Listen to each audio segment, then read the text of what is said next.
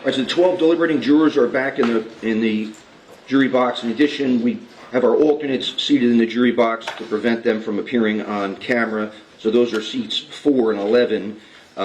In addition, seats 3 and 13 are empty as those jurors have been excused. Madam Foreperson, would you please rise?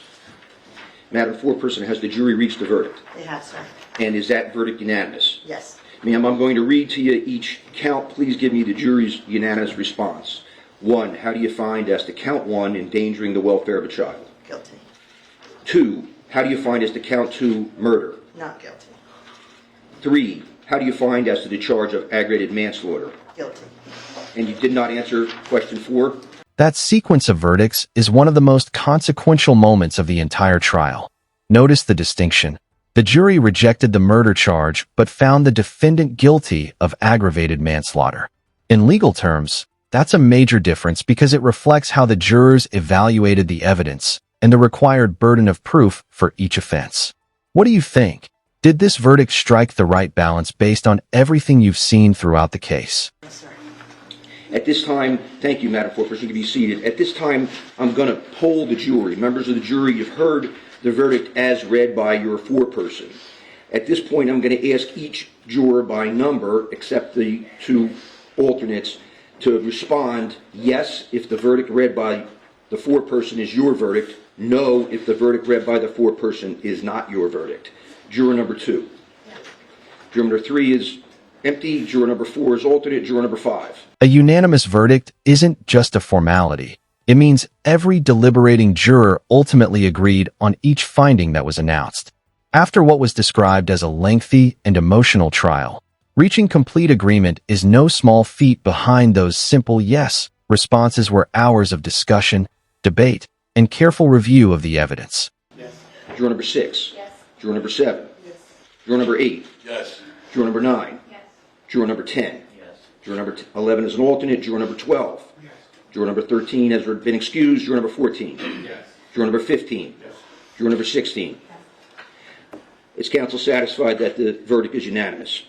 Yes. At this time, I would ask the clerk to record and note in the minutes that the verdict is unanimous.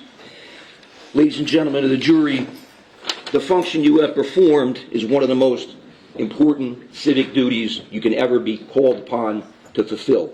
With the return of your verdict, your service in this case is complete. Upon your discharge, you are not required, except upon court order, to discuss your deliberations or verdict with anyone.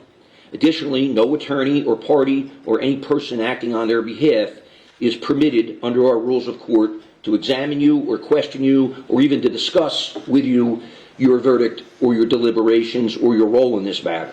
In some states, judges are actually able to stay afterwards and speak to the jurors about the experience.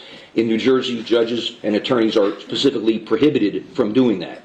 If anyone approaches you associated with the case, the attorneys or the parties, please notify me immediately. It's possible you may be contacted by others, including members of the media. As you know, obviously we had media coverage in this trial. It will be up to each of you to decide whether or not to speak to those persons or entities about your service as a juror. If you agree to be interviewed... Here's an interesting legal detail that many people don't realize. The judge is explaining why jury deliberations remain protected even after a case ends. Jurors are generally free to speak publicly if they choose, but the privacy of deliberations is preserved so future juries can debate openly without worrying their every comment will later be scrutinized. It's one of the safeguards designed to protect the integrity of the justice system. You may discuss whatever you want in whatever manner you deem appropriate. However, I'd ask you to keep these things in mind. The key to your function as jurors has been the free discussion amongst yourselves during deliberations, and the privacy of those deliberations is essential to the continuation of the fair administration of justice. All jurors have the prerogative to keep confidential their communications with their fellow jurors during deliberations. In fact, it is in the public interest that there be the utmost freedom of discussion in the jury room, and that each of you be permitted to express your views without concern for public reaction or criticism. Under no circumstances should you make a statement to the media or anyone else that you would not be willing to repeat under oath in court in the presence of your fellow jurors. But on a personal note, With that, one chapter of this courtroom drama officially comes to a close. but not the entire case. The verdict has been delivered, yet sentencing still lies ahead. That's an important reminder that a guilty verdict determines criminal responsibility, while a separate hearing decides the punishment within the limits of the law. I want to thank you for your service. I know we told you in the beginning that it's a civic duty, but this case was a long case. It was difficult scheduling issues, and it was a difficult case with a lot of emotion. I told you we had the best justice system in the world, and one of the reasons, probably the principal reason, is because our Constitution guarantees a right to a trial by jury, and we can't do this without you. It's truly remarkable witnessing this reality and your participation in it. It's not only been my pleasure to have you here, it's been my privilege to have you here. I'm going to give you one final instruction, and I'm sure the attorneys join in that, by the way, our thanks and our appreciation for your attention and also how you've gotten along as a group. But I'm going to give you one final instruction, and that is the Sheriff's Department is going to escort you out that door, out a separate private entrance to the courthouse. I don't want to risk that somebody who's upset one way or the other comes up to you. They're going to make sure there's plenty of officers taken to your cars. So if you want to exchange some telephone numbers or something like that, if you become friends, I guess you do that quickly, because I would really appreciate that you get in your vehicles and you go home and get out of here in the event there's any reaction by anyone. So again, thank you so much for your service. Just hand Corporal Bennett your jury pass on the way out and the verdict sheet. And been my pleasure, ladies and gentlemen. Thank you so much. I just ask everybody in the gallery to please remain in the courtroom until the jurors have left. The exception being any member of the media that needs to step out for work reasons, you can do that. So.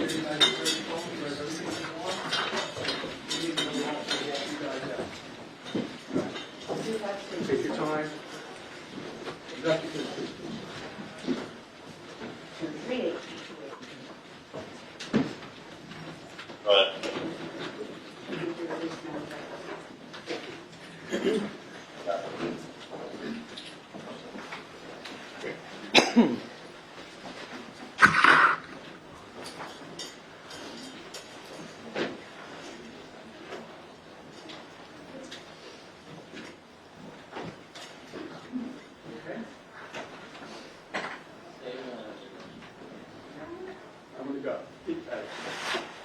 This is another significant procedural moment. Because the defendant was convicted of serious felony offenses, the judge orders that he remain in custody while awaiting sentencing. The courtroom may have grown quieter, but legally, the case is entering one of its most important final stages. What sentence do you think the court should ultimately impose based on these convictions? I gotta take you as a group. Everybody. Everybody ready? Everybody. All right. Follow me.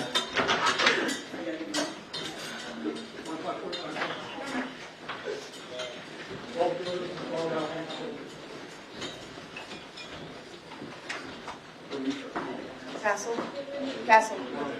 They have their phones, or their phones there? You gotta grab them. Oh, they've got their phones? Corporal Bennett has the box. Okay, there. Shut the door.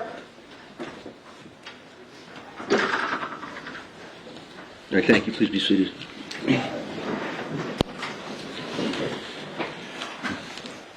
All right, anything from the state? No, Judge, thank you.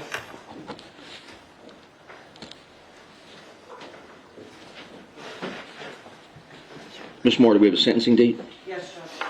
August 2nd, 1:30 p.m. in person. And that's a Friday? Yes, Judge. Mr. Gallucci, is that acceptable for you?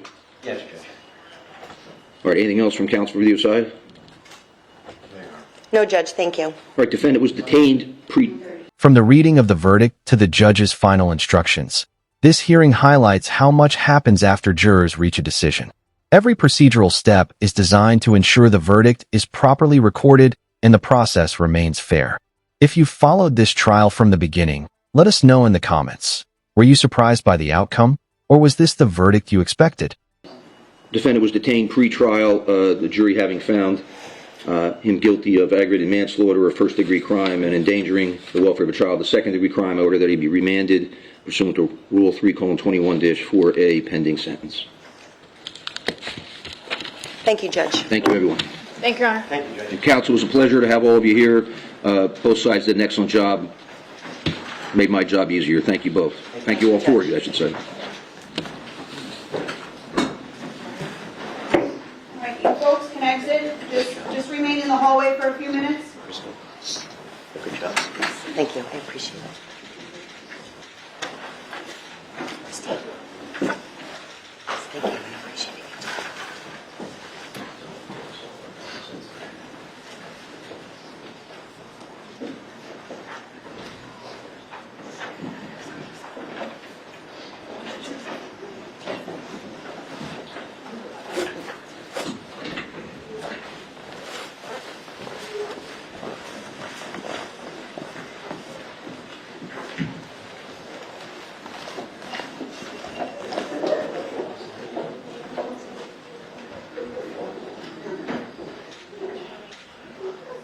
Together. Dennis, can you just lock the doors for me when everybody's out?